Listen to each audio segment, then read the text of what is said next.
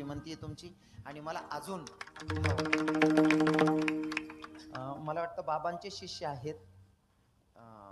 दादांचं नाव काय म्हणलं? हां, संदीप दादा. संदीप दादांनी माझा फोटो एवढा परफेक्ट बनवलाय की मीच माझ्याकडनं असं वाटत होतं जणू काय माझं प्रतिबिंब मी आरशात पाहतो. एवढा भारी फोटो बनवलाय.